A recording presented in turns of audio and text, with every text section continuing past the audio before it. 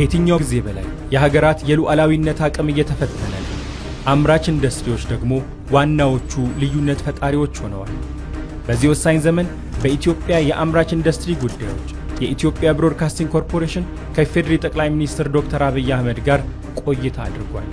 የመጀመሪያው ክፍል እነሆ አሁን ይጀምራል።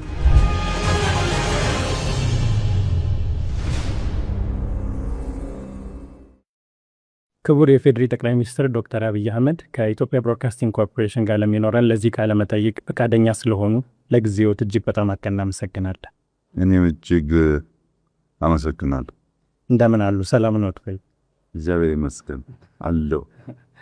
የመደመር መንግስት መጽሐፎትን ሳነብ መጀመሪያ ብዙ ጠብቄ የነበረው የመጽሐፉ አጠቃላይ ክፍል ፖለቲካ ይሆናል የሚል ጥበቃ ነበረኝ።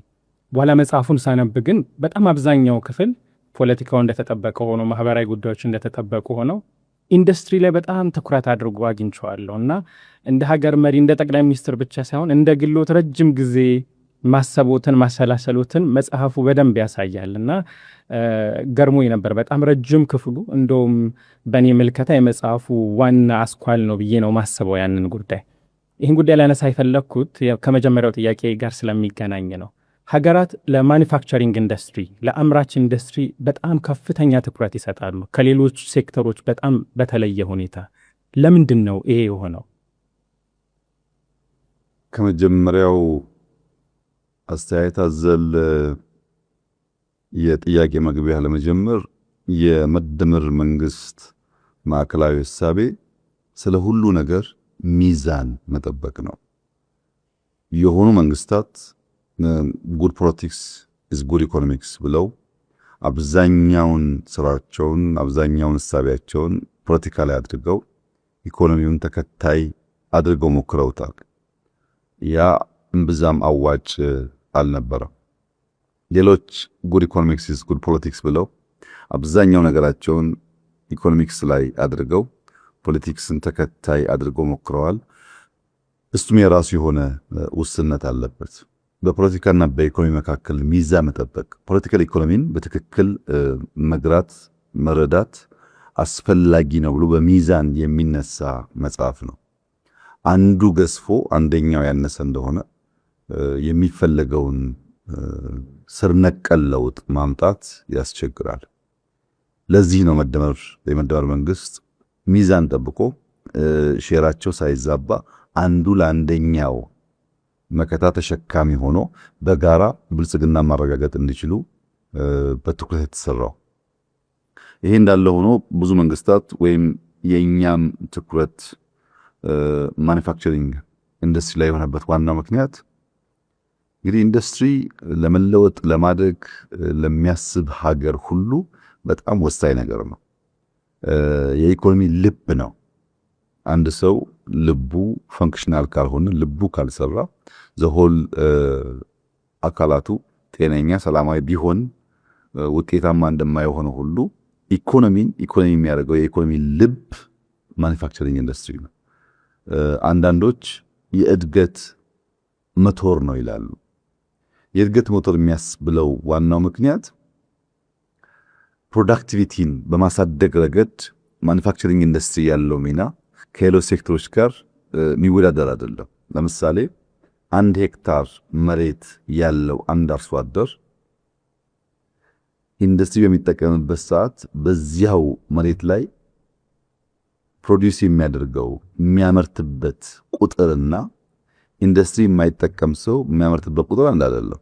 ትራክተር ስትጠቀም፣ ፈርቲላይዘር ስትጠቀም፣ ፈርቲላይዘር ኢንዱስትሪ ውጤት ነው። ስትጠቀም፣ ስታርስም፣ ሃርቨስት ስታደርግ፣ ስትሰበስብም በጊዜ በብዛት በጥራት በከፍተኛ ደረጃ ያገዛሃል። ወይም አንድ ልብስ የሚሰራ ሸማኔ በማኑዋል አንድ ልብስ ሲያዘጋጅና በቀን በማሽን 100 ለምት ሲያዘጋጅ አንድ አይደለም። ምርታማነት ከፍ ይላል። ምርታማነት ከፍ አለ ማለት ባነሰ ጊዜ ብዙ ነገር ስለምታመርት በዛው ልክ ገቢ ያድጋል። ሁለተኛው ኤክስፖርት ነው። ኤክስፖርት ብዛትም ጥራትም ወሳኝ ናቸው። ብዙ አምርተህ በቂ ተጠቅመህ ስታበቃ ነው የምትሸጠው። ስታንዳርድ ለመጠበቅም ይሄኛው ፕሮዳክትህ ከዛኛው ፕሮዳክትህ ዩኒፎርም እንዲሆንም ማኒፋክቸሪንግ ኢንዱስትሪ በጣም ከፍተኛ ሚና አለው እና ለምርታማነትም ለኤክስፖርትም እንደ የእድገት ሞተር ሆኖ ይወሰዳል። ሁለተኛው ክሪቲካል ጉዳይ መዋቅራዊ ሽግግር ነው። አንድ የኢኮኖሚ ዘውግ ያለ እንደሆነ ወደሚቀጥለው የኢኮኖሚ ዘውግ ለመውሰድ የማኒፋክቸሪንግ ኢንዱስትሪ አይተኬ ሚና አለው። ዳይቨርሲፋይድ በሚሆንበት ሰዓት ማለት ነው። ኢንዱስትሪ የማይጠቀሙ የኢኮኖሚ ዘውጎች ጥሬ ዕቃ አቅራቢ ሊሆኑ ይችላሉ። ለምሳሌ ቡናን እንዳለ ማቅረብ ፕሮሰስ ሳታደርግ፣ ወይም ወርቅን እንዳለ ማቅረብ ሳታቀልጥ፣ ወይም ሊቲየምን ወደ ባትሪ ሳትቀይር እንዳለ ጥሬ ዕቃውን ማቅረብ። እንደዚህ አይነት ችግር የሚፈጠረው የጥሬ ዕቃ አቅራቢ የሚያደርግህ ጉዳይ ፕሮሰስ የማድረግ ካፓሲቲ ካልፈጠርክ ነው። ዳይቨርሲፋይ ለማድረግም ከጥሬ ዕቃ ወደ ፕሮሰስ የተሻገረ ምርት ለማምጣትም ኢንዱስትሪ ከፍተኛ ሚና አለው። ሶስተኛው ክሪቲካል ኤሪያ ፈጠራና ቴክኖሎጂ ነው። እንግዲህ ግብርና ለምሳሌ ብትወስድ በእጅ ስናርስ ወይም በበሬ ስናርስ ለሺህ ዓመታት እምብዛም የተጋነነ ለውጥ የለውም። ኢንዱስትሪ ከገባበት በኋላ ግን በጣም ከፍተኛ የሆነ መነቃቃትና ለውጥ አምጥቷል። የማኒፋክቸሪንግ ኢንዱስትሪ ፈጠራ ቴክኖሎጂን የሚያመጣው ለራሱ ብቻ አይደለም፣ ሌሎች ዘርፎችም ጭምር ነው። ከፈጠራ አንጻርና እድገትን ከማፋፋም አንጻር ያለው ሚና አይተኬ ነው። ከስራ ዕድል ፈጠራ አንጻር ስራ ዕድልን በማኒፋክቸሪንግ ኢንዱስትሪ የምትፈጥርበት ቁጥርና በሌሎች ሴክተሮች አንድ አይደለም። ስራ ይፈጥርልሃል፣ ኢኮኖሚ ያሸጋግርልሃል፣ ወደሚቀጥለው ሌየር ለመሻገር እንደ ስፕሪንግ ቦርድ ሆኖ ያገለግላል። በእነዚህና በሌሎች ምክንያቶች ማኒፋክቸሪንግ ኢንዱስትሪ የኢኮኖሚ ብቻ ሳይሆን የሉዓላዊነት አንዱ አንጓ ነው፣ አጀንዳ ነው ይባላል። አንድ ሀገር ሉዓላዊት ናት፣ በራሷ ግዛት፣ በራሷ ሕዝብ፣ በራሷ መሻት የዓለም አቀፍ ሕግን ጠብቃ የምትኖር ፍላጎቶቿን የምትከላከል ትሆናለች፣ መሆን አለባት የሚባለው ቤዚክ ነገር ስታሟላ ነው። ለምሳሌ የራሱን ምግብ በበቂ የማያመርት ሀገር፣ የራሱን ልብስ በበቂ የማያመርት ሀገር፣ የራሱን መድኃኒት በበቂ የማያመርት ሀገር እንደ ሰው ጠዋት ተነስቶ ውሎ ለማደር ይቸገራል። ካለ ልብስ ያስቸግራል፣ ካለ ምግብ ያስቸግራል፣ በሽታ ሲመጣም ካለ መድኃኒት ያስቸግራል። ይህ ጉዳይ ሊሳካ የሚችለው ማኒፋክቸሪንግ ኢንዱስትሪ በበቂ ደረጃ ሲሰራ ነው እና ሉዓላዊ ለመሆን የተሻገረ ኢኮኖሚ ለመፍጠር በበቂ ሰዎቻችንን ስራ ለማስያዝ ምርታማ ለመሆን የኛን ፍላጎት ሸፍነን ለውጭ ገበያ በቂ የውጭ ምንዛሪ ለማግኘት በእነዚህ ምክንያቶች ሁሉ ማኒፋክቸሪንግ ኢንዱስትሪ አይተኬ ሚና አለው። በዚያ ምክንያት ነው በመጽሐፍ ውስጥም በስራችንም ከፍተኛ ትኩረት የሚሰጠው። መንግስት ያስቀመጣቸው 5 ዋና ዋና ሴክተሮች ከነሱ ውስጥ አንዱ ኢንዱስትሪ ነው። ይህንንም በበቂ ደረጃ ካልመራና ካላሳካን የምናስበው ብልጽግና ለማምጣት ያስቸግራል። የሀገራችንን ጉዳይ እንግዲህ በስፋት እንመለስበታለን። ግን በተወሰነ መንገድ ዓለም አቀፋዊ ጉዳዮችን ለመመልከት ያህል አሁን ባለንበት ዘመን የዓለም አቀፍ ሁኔታዎች በሙሉ እየተቀየሩ ነው። በአጠቃላይ ልክ እንደዚያ ሁሉ በአምራች ኢንዱስትሪ ሴክተርም በጣም ከፍተኛ ለውጥ እየተካሄደ ነው። የአሰራር ሂደቶች እየተለወጡ ነው። መልኩ፣ አጠቃላይ አካሄዶች በሙሉ ለውጥ ላይ ናቸው። ይሄ ዓለም ላይ ያለው ከፍተኛ የኢንዱስትሪ ለውጥ እንደ ኢትዮጵያ ባሉ ታዳጊ ሀገራት ላይ ይዞት የሚመጣው እድልና ተስፋ ምንድን ነው ይላሉ? አሁን አከበርከው ጥያቄውን። ይህንን ጥያቄ ለመዳሰስ ትንሽ ሰፋ ያለ ጊዜ ይጠይቃል። እንደ በግርድፉ ምን ምልከታ እንዳለው አንሳ ያልከኝ እንደሆነ አሁን በዓለም ላይ ኢንዱስትሪ እየሄደበት ያለው ትሬንድ ከሰው ሰው ቢለያይም በርከት ያሉ አዝማሚያዎች ይተነተናሉ። እንደ 4-5ቱን እንኳን በነካካቸው ትንሽ ሰፋ ያለ ጊዜ ይወስድብህ ይሆናል። መታገስ ይኖርብሃል ማለት ነው። እንደ አዝማሚያ አንድ የሚወሰደው ማኒፋክቸሪንግ ኢንዱስትሪ ወዴት እየሄደ ነው፣ ምን ጉዞ እየተከተለ የሚለውን በአንድ ቃል በአንድ ስቴትመንት ልገልጸው አልችልም፣ ግን በአዝማሚያ ልገልጸው ይችላል። አንደኛው አዝማሚያ ጎልቶ የሚወጣው ኢንዱስትሪ 4.0 የሚባለው ነው። ኢንዱስትሪ 4.0 ከዚህ ቀደም ስለ ኢንዱስትሪ የነበረን ምልከታ ሼክ ያደረገ ነው፣ የነቀነቀ ነው። ኢንዱስትሪ ማለት ጭስና ብረት ብቻ አይደለም። ኢንዱስትሪ ስለ ጭስና ስለ ብረት የምናስበው ምልከታ በተሟላ መንገድ ኢንዱስትሪውን ለመገንዘብ አያስችለንም። ኢንዱስትሪ ከጭስና ከብረት በተጨማሪ ቺፕስና ዳታን ያካትታል። ቺፕስና ዳታን ያካተተ ኢንዱስትሪ የተሟላ ኢንዱስትሪ አይደለም የሚል አንድ እሳቤ አለው። ለምሳሌ በ4.0 ኢንዱስትሪ ውስጥ ከሚጠቀሰው አንዱ አንጓ ነገር ኤአይ ነው። አርቲፊሻል ኢንተለጀንስ። አርቲፊሻል ኢንተለጀንስ በጣም በርካታ ነገሮች እየነካካ የመጣ ጉዳይ ነው። ከዚህ ቀደም በርቀት እንደምናስበው አይደለም። አሁን ወደ ጓዳችን እየገባ ነው። የእኛን ሁኔታ እንኳን ብትተው አሁን በመካከለኛው ምስራቅ ያለውን ጦርነት ብትወስድ ኦፕን ክላው የፈጠረው አቅም በዚህ ውጊያ ውስጥ ያለው ሚና በቀላል ሊታይ አይደለም። በኦፕን ክላው ሲስተም ዓለምን የምታይባቸው ቱሎች አሉ። የዓለምን የኤር ትራንስፖርት እንቅስቃሴ ምንም ብዙዎች ሳታወጣ ሲሲቲቪ ካሜራን በመጠቀም በብዙ ሀገራት ያለን የትራንስፖርት ሲስተም ለማየት ብዙ መረጃዎች ከማታቃቸው ኦፕን ሶርሶች ሰብስቦ አናላይዝ አድርጎ ላንተ ለዲሲሽን ለውሳኔ በሚያግዝ መንገድ የማቅረብ አቅሙ አንቢሊቨብል በጣም ለማመን ያስቸግራል። ኤአይ ሌላውን ትተህ በአንዳንድ ዓለም አቀፍ ተቋማት ውስጥ 10 የቦርድ አባላት ካሉ አንድ ድምፅ አልባ ቦርድ አባል ኤአይ ነው። ለምሳሌ በእኛ በኤአይ ዩኒቨርሲቲ ውስጥ ራሱ ኤአይ የቦርድ አባል ነው። ቦታ አያደርግም፣ ግን በምንከራከርባቸው አጀንዳዎች በሙሉ ኮሜንት ያደርጋል፣ ሐሳብ ይሰነዝራል። በዚህ ሐሳብ ተንተርሰው የቦርድ አባላት ተወያይተው ውሳኔ ያሳድራሉ። ምን ማለት ነው? ስለምንም ጉዳይ ብትጠይቀው ከአንተ የተሻለ በፈጠነ ጊዜ ውስጥ መልስ አለው። ያ መልስ ሙሉ በሙሉ የሚወሰድ ካልሆነ በሰው ልጅ ጭንቅላት የምትከራከርበት ሊሆን ይችላል። እና ኤአይ በ4.0 ኢንዱስትሪ ውስጥ እያመጣ ያለው ቅድሚያ ያነሳሁትን የምርታማነት እና ለኤክስፖርት ተመራጭነት፣ ለፍጥነት ገበያን ለማስተሳሰር እየተጫወተ ያለው ሚና በጣም ከፍተኛ ነው። ኢንተርኔት ኦፍ ቲንግስ ሁለተኛው ኤግዛምፕል ሊሆን ይችላል። ኢንተርኔት ኦፍ ቲንግስ የሚባለው ሁሉም ነገር ምግቡም፣ ሽያጩም፣ ንግዱም ከኢንተርኔት ጋር ያለው ትስስር ማለት ነው። የምታዝበት፣ የምትከፍልበት፣ የምትመርጥበት መንገድ በሙሉ ወደ ኢንተርኔት እየተቀላቀለ መጥቷል። በብዙ ዓለማት እኛም ጋር እየተለመደ ነው ያለው። ሮቦቲክስ ቅድሚያ ያነሳው ኢንዱስትሪ ሰው የሚያደርጋቸውን ስራዎች ሮቦቶች ማድረግ ጀምረዋል። ከዚያም አልፎ በቅርቡ አይተህ ከሆነ በመካከለኛው ምስራቅ የግመል ውድድር ነበር። የግመል ውድድሩ እንደከዚህ ቀደሙ ሰው ወጥቶበት የሚሽቀዳደምበት ሳይሆን ሮቦቶች ወጥተው ልክ እንደ ሰው እየገረፉ ግመሉን ውድድር ያደርጋሉ። እሽቅድድሙ ይፈለጋል ካልቸራል ስለሆነ። ሰው የሚሆንበት ሰዓት ግን በርከት ያሉ አደጋዎች ስላሉ ያን አደጋ ለመቀነስ ሮቦቶች ሰውን ተክተው ግመሎችን ያወዳደሩ። አሸናፊ የሚሆነው ግመሉ ነው ቀድሞ የገባው። እንደዚህ አይነት ሁሉ ልምምዶች በሮቦቲክስ ተጀምረዋል። አውቶሜሽን ላይ በጣም ሰፊ ኢምፓክት አለው። ቢግ ዳታ አናሊቲክስ ትላልቅ ዳታዎችን አናላይዝ ማድረግ፣ ስለ አንድ ነገር ከመወሰን በፊት ከብዙ ሶርሶች ከብዙ ዳታ ትሪያንጉሌት አድርገህ የጠራውን ለእውነት የቀረበውን ነገር የመምረጥ ጉዳይ በ4.0 ውስጥ አንድ ትልቁ አንኳር ነገር ነው።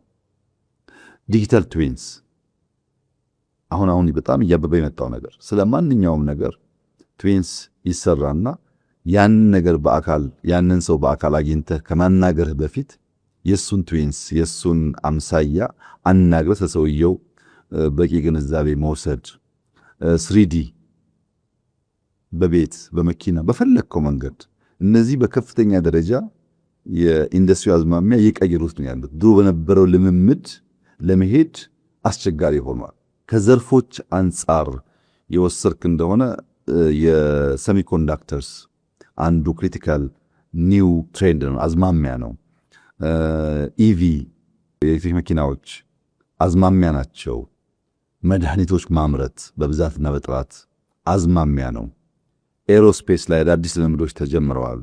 ባዮቴክኖሎጂ ላይ አድቫንስድ ማቴሪያልስ ወይም ማቴሪያል ሳይንስ የሚባሉ ላይ ስለ እያንዳንዱ ነገር የሚጠቀሙት ማቴሪያል አድቫንስድ የመሆን ለሎንጂቪቲም ይሁን ለጥራት ማለት ነው።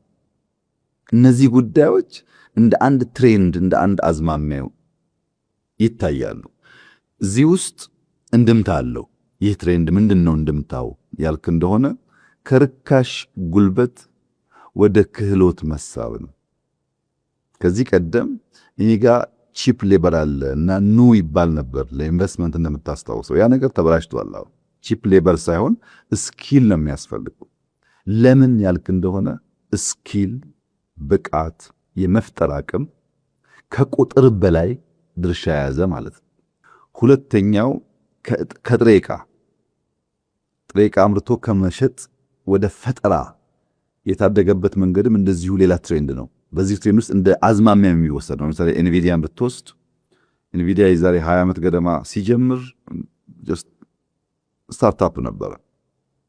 የኤንቪዲያ ፕራይመሪ ስራው ከተለያዩ ሶፍትዌሮች አፕሊኬሽን በመስራት አናሊሲስ በማውጣት እውቀት ነው ጀነሬት የሚያደርገው። አናሊሲስ ነው ፕራይመሪ የሚሰራው ስራ። በዚህ ግን ዛሬ $5 ትሪሊየን የሚጠጋ ሀብት ያለው ካምፓኒ ነው። $5 ትሪሊየን ማለት የአፍሪካ አጠቃላይ ጂዲፒ ይበልጣል። በፈጠራ አቅም እያንዳንዷን አፕሊኬሽንና ኢንፎርሜሽን አናላይዝ አድርጎ በሚያወጣቸው እውቀቶች በጣም ትልቅ ኩባንያ ሆኗል። ይህንን ትሬንድ እንደ አንድ አዝማሚያ ካየን በኋላ በእኛ ሀገር ምን እናድርግ ብለን አሰብን። መጽሐፉ ላይም እንዳለው በየት ንግግራችንም እንዳለው አንደኛ ከዚህ ቀደም ታስታውስ እንደሆነ ሌት ካመር አድቫንቴጅ እንውሰድ ይባላል። አርፍዶ ደራሽነትን እንደ እድል እንጠቀም ይባላል። አሁን ያለ ምልከታ ሌት ካመር አድቫንቴጅ ሳይሆን ጣጣ ነው ያለው። አርፍዶ መድረስ ጣጣ ነው ያለው። ጣጣው ምንድነው?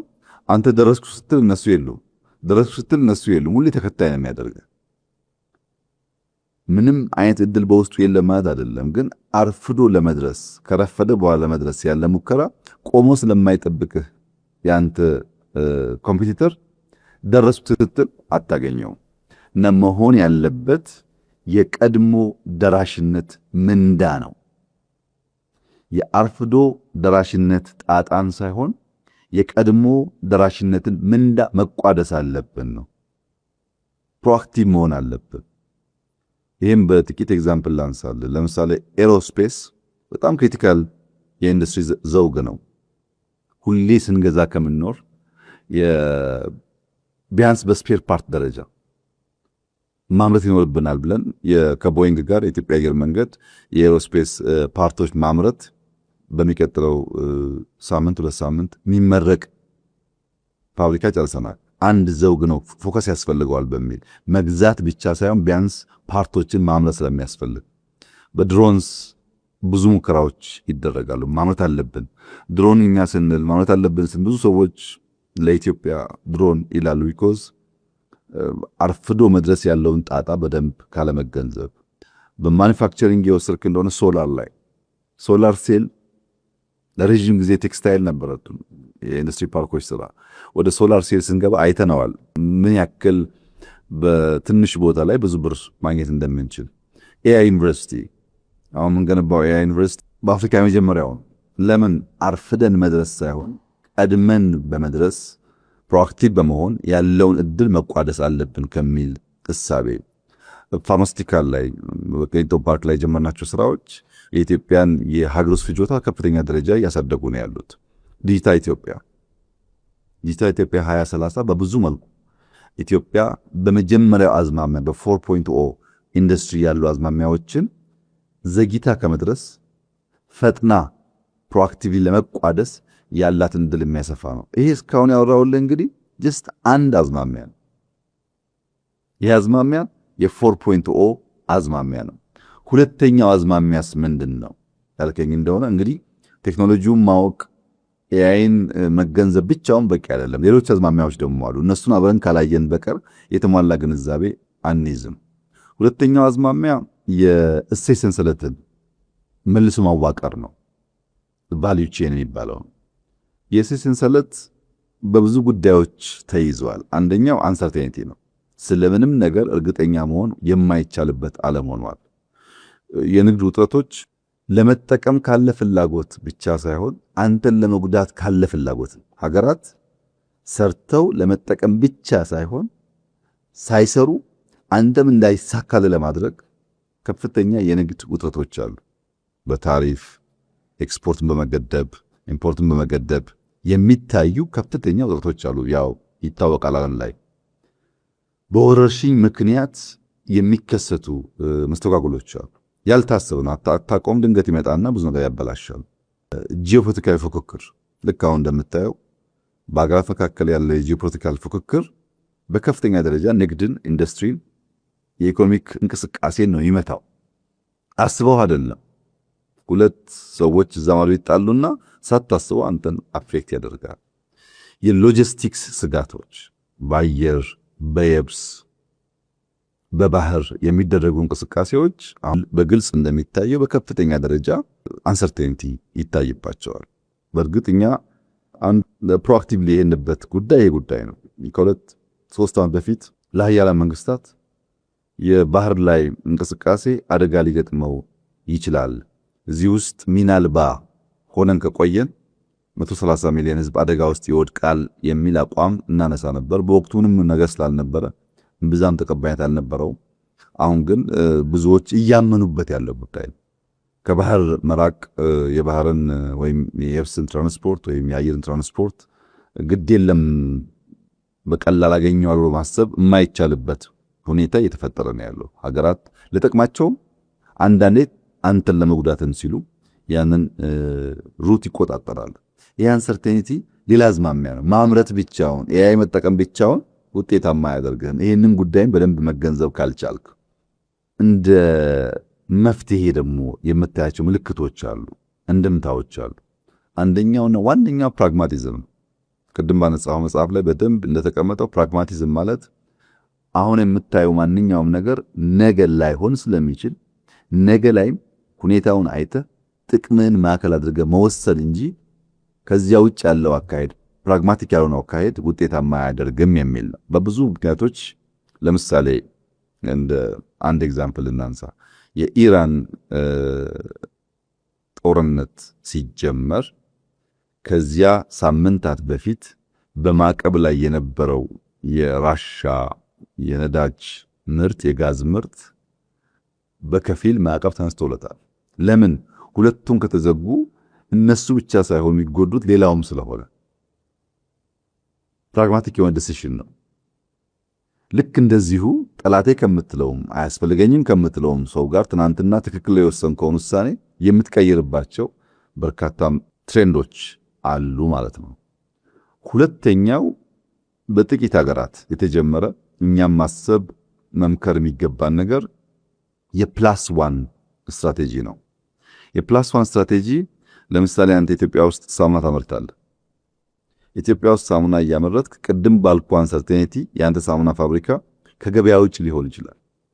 ልክ ያንተን ፋብሪካ የመሰለ ፋብሪካ ሌላ ቦታ ሌላ ሀገር ትወስዳለህ። እዚህኛው ችግር ቢያጋጥም ያኛው እንዲሰራ፣ እዚያኛው ችግር ቢያጋጥም እዚህኛው እንዲሰራ በአንድ ፋብሪካ ዲፔንድ ማድረግ አያዋጣም የሚል እምነት ፕላስ ዋን ስትራቴጂ ይሉታል። ይሄን ደግሞ አቅርቦት ለመቆጣጠር አቅርቦት ለማቀራረብ ገበያን ለማቀራረብ የሚጠቅም ነው ብሎ ነው የሚያስቡት። ሲገልጹት ኒር ሾሪንግ እና ፍሬንድ ሾሪንግ ይሉታል።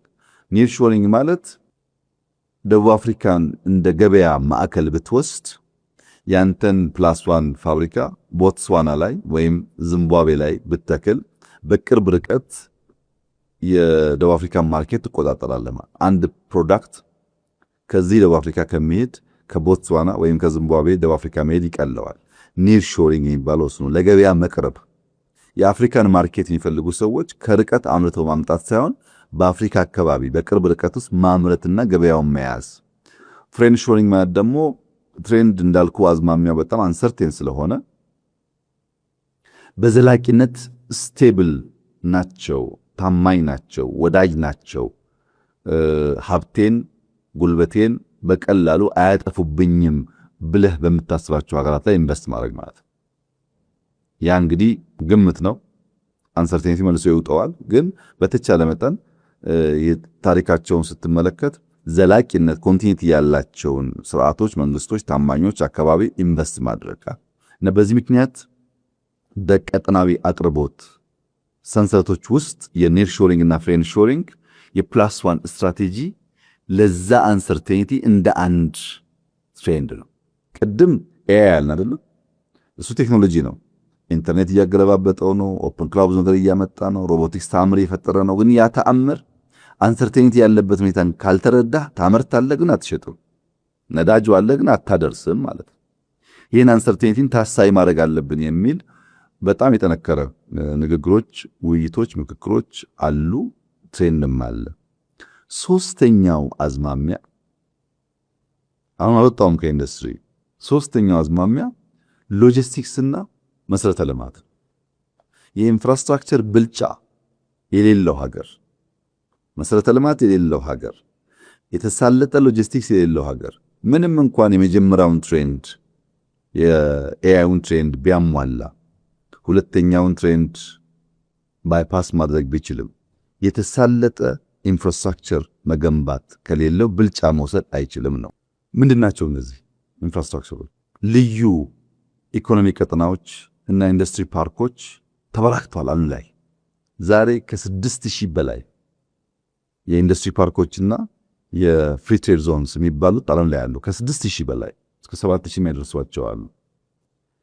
በርካቶች ወደ ተቀናጀ የኢኮኖሚ ስነ ምህዳር እያደጉ ይገኛሉ። ለምንድን ነው ያ የሆነበት? ዋናው ምክንያት ሎጂስቲክስ የሚባለው ጉዳይ የሁሉ ነገር ማዕከል ሆኗል። ሎጂስቲክስ ስንል ድራይ ፖርት፣ ፖርት፣ ፍሪ ትሬድ ዞን፣ ኢንዱስትሪያል ፓርክ፣ ሃይዌይ የመሳሰሉትን ያካትታል ማለት ነው። ኢንድ ቱ ኢንድ ነው። ሁለተኛው የቴክኖሎጂ ፓርኮች፣ ኢንዱስትሪ ፓርክ ብቻ ሳይሆን የቴክኖሎጂ ፓርኮች ሪሰርች ዴቨሎፕመንት የሚሰራባቸው ኢንኩቤሽን ሴንተር ያለባቸው። ለምሳሌ የኤአይ ዩኒቨርሲቲ የኤአይ ሲቲ በለው በአቅራቢያው ናሽናል ክላውድ፣ የሃርድዌር ማኒፋክቸሪንግ ኢንኩቤሽን ሴንተርስ ስታርታፖች የሚሰሩበት ሃርድዌር ጋር የሚለማመዱበት በ10 ደቂቃ ድራይቭ ኢንዱስትሪ ፓርክ ገብተው የተለያዩ ፋርማሲውንም ቴክስታይሉንም እያዩ በቴክኖሎጂ ኢምፓክት የሚያደርጉበትን አውድ የሚፈጠር ነው እንጂ ጀስት ዩኒቨርሲቲ ብቻ መማሪያ ብቻ አይደለም። ለምን አር&ዲ ሪሰርች ኤንድ ዴቨሎፕመንት ኢንኩቤሽን ሴንተር በጣም ክሪቲካል እየሆነ ስለመጣ። ሌላው የወጪ ንግድ ማኒፋክቸሪንግ ክላስተሮች ማበራከት ነው። የወጪ ንግድ ኤክስፖርት ላይ ቤዝ ያደረጉ ኤክስፖርት ፕሮሰሲንግ ይባላል። ለሎካል ኮንሰምፕሽን ብቻ ሳይሆን የውጭውን ማርኬት ታሳቢ አድርጎ ይሰሩ ማለት ነው። በዚህ ውስጥ አረንጓዴ ኢንዱስትሪ ቀጠናዎች አሁን የምታመርተው ምርት በምን አመረተውም ጥያቄ እየሆነ ነው። ለመግዛት በምን እንዳመረትከው ዋጋውን ለመወሰን ምንም አይነት ተጨማሪ ክፍያ አንተን ላለማስከፈል እንደ ትሬንድ እየተወሰደ ነው ያለው። ከዚህ አንጻር የኛ ሀገር ሙከራ ምንድነው ያልክ እንደሆነ ያው የኤአይ እንዳነሳውልህ በጣም አመርቂ ስራ ነው እየሰራ ያለ ነው። በእርግጠኝነት ለኛም ለአፍሪካም ኩራት የሚሆን ስራ ነው የሚሆነው። በቅርበት በትኩረት የተሰራ ነው ያለው። ሲያልቅ ሁላችን በጋራ ምና ይሆናል። ሁለተኛው ግን የኛ ፓርኮች የኢንዱስትሪ ፓርኮች የነበረው ጅማሮ በፎሬን ዳይሬክት ኢንቨስትመንት እና ኤክስፖርት ላይ ብቻ የተንተራሱ ነበሩ። እነዚያን ወደ ልዩ ኢኮኖሚ ቀጠና ማሸጋገር የጀመርነው ጉዳይ ነው። ለምሳሌ ድሬዳዋ ላይ ወይም ገዳ ላይ ሊሆን ይችላል። ለምን እንደዛ እናደርጋለን? ማምረት ብቻ ሳይሆን የንግድ ሰንሰለትም የሎጂስቲክስ ጉዳይም ክሪቲካል ስለሆነ፣ ለምሳሌ የድሬዳዋን ፍሪ ዞን ብትወስድ በአቅራቢያው ድራይ ፖርት አለ። በድሬዳዋ ድራይ ፖርትና ፍሪ ዞን መካከል 4000 ሄክታር ቦታ ነበር። ያን አሁን ወደ አንድ እያመጣ ነው። ለምን?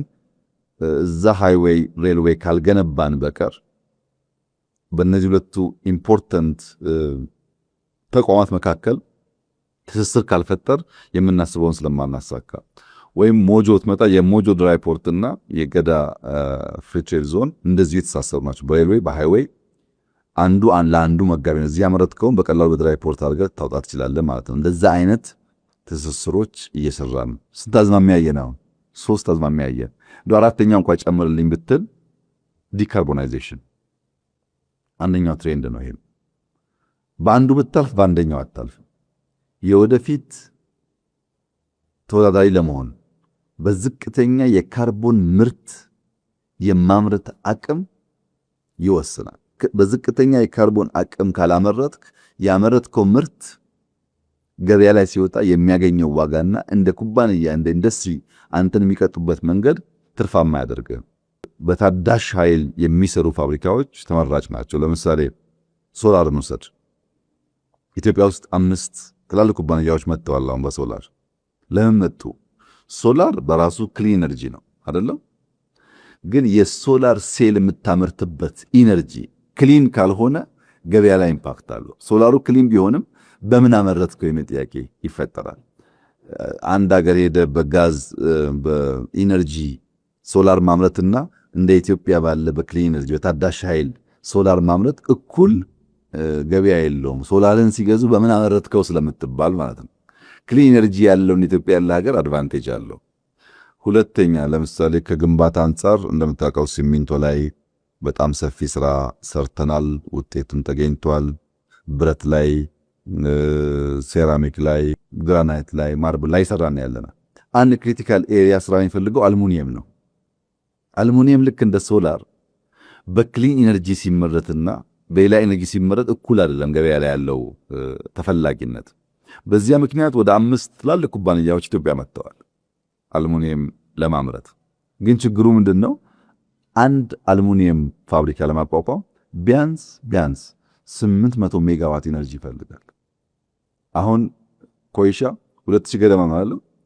2.2 ገደማ አልሙኒየም 3 ፋብሪካ እንኳን ረና አያደርግም ማለት ነው። ኮይሻን የሚያክል ቢሊየንስ ኦፍ ዶላር አውጥቶ ያ ሁሉ ድካምና ስራ ከ2 እና 3 ፋብሪካ አያልፍም። በከፍተኛ ኃይል ዲማንድ ስለሚያደርጉ ያን የሚያክል ኃይል ለአንድ ፋብሪካ ከሰጠህ ደግሞ የራሱ የሆነ ነገር አለው።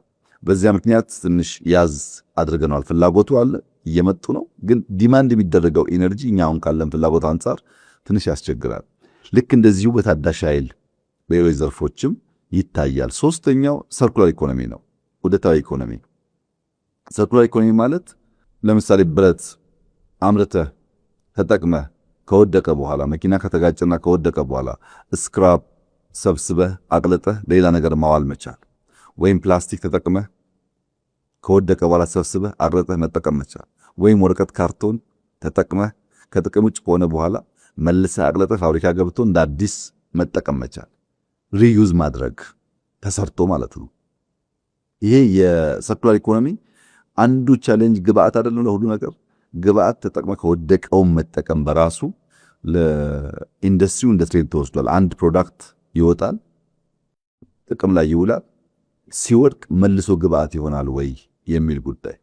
ከዚህ ጋር የሚያያዝ አንድ ክሪቲካል ነገር ምንድነው? አሁን ብዙ ምርቶች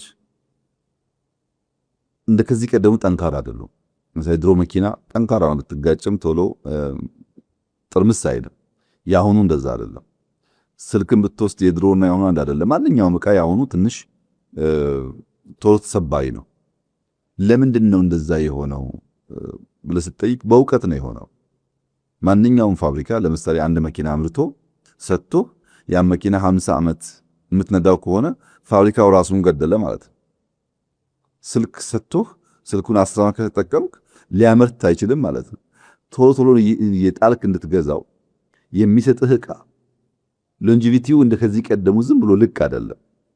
በሶፍትዌርም ይሁን በሃርድዌር ያጥረ ተጠቅመህ እንዲጠፋና መልሰህ እንድትገዛ ነው የሚፈለገው። መልሰህ ስትገዛ ግን ያ የወደቀውን ደግሞ እነሱ ፕሮሰስ አድርጎት መልሶ መጠቀም ይፈልጋሉ። ለረጅም ጊዜ የሚያገለግል ነገር ብዛም አይታይም። አሁን ለምን ዲካርቦናይዜሽን የማምረቻ መንገዱ ኢነርጂው ኢሹ የሆነ ሲመጣ የሚመረትበት ፍሪኩዌንሲና የምርት ተረፈ ምርት መልሰ መጠቀም ደግሞ ክሪቲካል እየሆነ ስለመጣ ከዚህ አንጻር ስነ ምህዳራዊ ኢንዱስትሪያል ፓርኮች ወይም ኤኮ ኢንዱስትሪያል ፓርክስ የሚባሉት እየተስፋፉ መጥተዋል። በኢንዱስትሪያል ፓርክ ውስጥ የሚጠቀሙት ኢነርጂ ብቻ ሳይሆን ተረፈ ምርቶቻቸው፣ ፍሳሾቻቸው ዜሮ ፍሳሽ ማጣሪያ ያላቸው መሆኑ በጣም ክሪቲካል ነው። ከነሱ የሚወጣው ተረፈ ምርት አካባቢ እንዳይጎዳ ማለት ነው።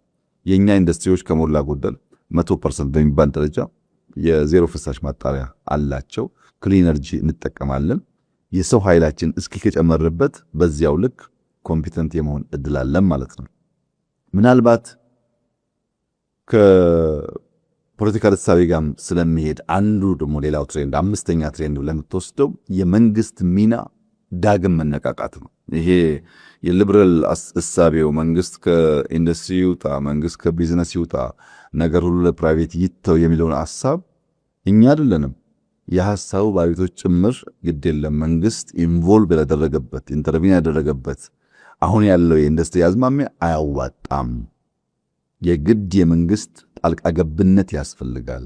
ኢንዱስትሪ 4.0 ሊሳካ የሚችለው መንግስት በበቂ ደረጃ ኢንተርቪን ካደረገና ኢንቨስት ካደረገ የሚል እምነት በስፋት ይንጸባረቃል።